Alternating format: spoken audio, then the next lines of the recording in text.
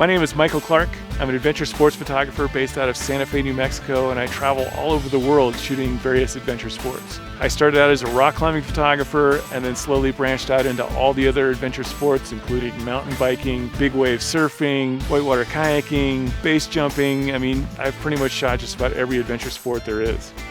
You know, for this shoot in particular, this was years in the making. This just didn't happen overnight. Discussing with both Red Bull and Elinchrom what we wanted to shoot took a while. And then finally, when we did decide on a whitewater kayaking shoot, choosing the athlete. So Red Bull set us up with Rafa Ortiz, who's one of the most amazing whitewater kayakers on the planet. There's nobody else on earth that's probably better than he is for this shoot. So I first got this call from Michael Clark, and I was really stoked because I know, Michael Clark's an awesome photographer. So right off the bat, I was really fired up about being part of this shoot. Whenever you're doing a shoot with an athlete like this and at this level, it's not like I'm making decisions all the time. I need to discuss with the athlete and tell him what I'm looking for, and then he can tell me what he needs as well. So by describing what I'm trying to get out of this, he can figure out in his mind exactly what's going to work best. The concept for this shoot was to, put an unbelievable athlete in a pretty gorgeous landscape and then use the high sync functionality of the ELB 1200 to really show off what those lights are capable of.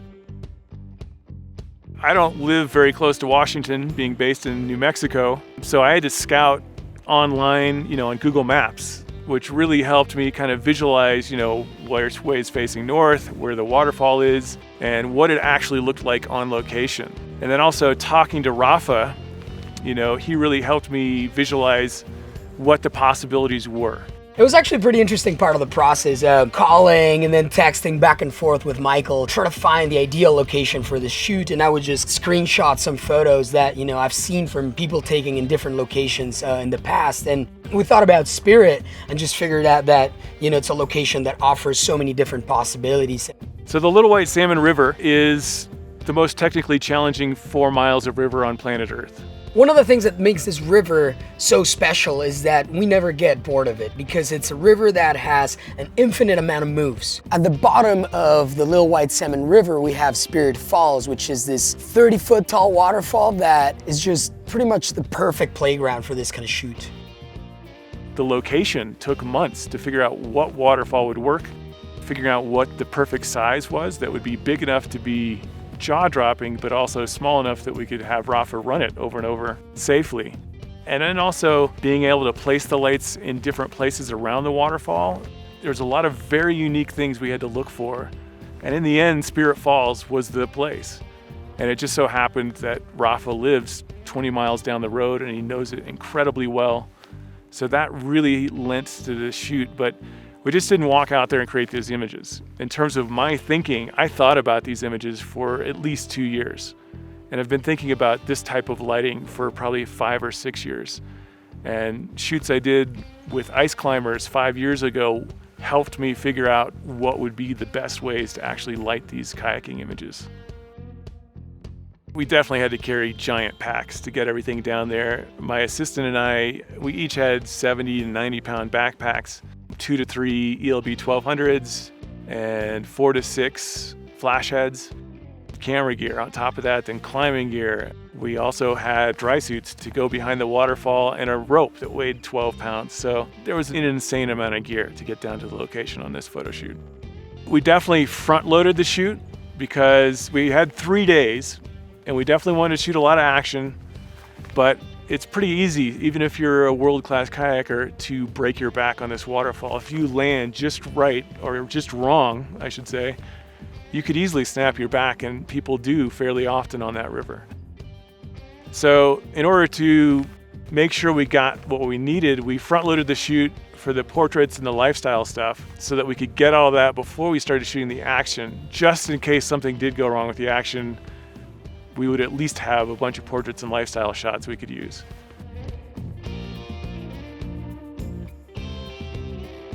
My thinking behind the action shots is I did this series of ice climbing shots a few years ago where I streaked a shaft of light across the ice climb and shot kind of straight on with the ice climb. And for this shoot in particular, we had moving water instead of frozen water, but it's kind of the same scenario. So I set up a light in the same position I did for that ice climb years ago to create this streak across the water, and then use that as the cornerstone of the action lighting. And that seemed to work incredibly well. The reason this whitewater kayaking shoot was so great with the high sync technology, typically when you're shooting with flash, you can't go faster than 1/250th of a second with your shutter speed. Whenever you're shooting whitewater kayaking, you have to be shooting at least 1/1500th of a second shutter speed to freeze the motion with the shutter. I think for most of the action shots, I shot at 1/2500th of a second or 1/4000th of a second shutter speed, synced with the flash. So that definitely froze all the water and all the motion, and it also allowed me to darken the background down and really make dramatic light. The added bonus was that there's a cave behind the waterfall. And in the normal years when it's not crazy water levels, there's a gap between two different waterfalls that you can rappel into the cave. One of the things that Michael told me a couple days ago, he said, I always focus a lot on locations. Michael's mindset is choosing as best location as you can, and that's just gonna make for better photos. The thinking was that we could rappel into the cave and shoot portraits back there. But when we showed up, the water levels were the highest they've been in 3 or 4 decades. And there was no gap between the waterfalls. This was just one giant curtain. Rafa found this amazing little gap between the rock and the waterfall that allowed us to get in behind the waterfall. As soon as we kind of got back there and just kind of looked around, I was just amazed. I knew that choosing that location was such a good idea. Next thing we know, we're back there with, these flashes, with his camera, scales, his gear, and yeah, it was just about one of the raddest locations I've ever shot at.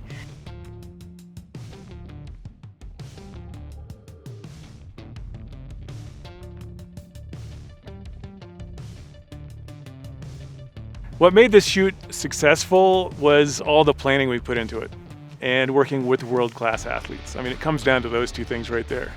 In terms of the lighting, that's been 5 or 6 years of experience that went into it, and thinking about it for 2 years before we actually got to the location. But overall it was the planning and thinking through these shots for months and months in advance. When we got to the location, we got it figured out really quickly and we got the shots we needed.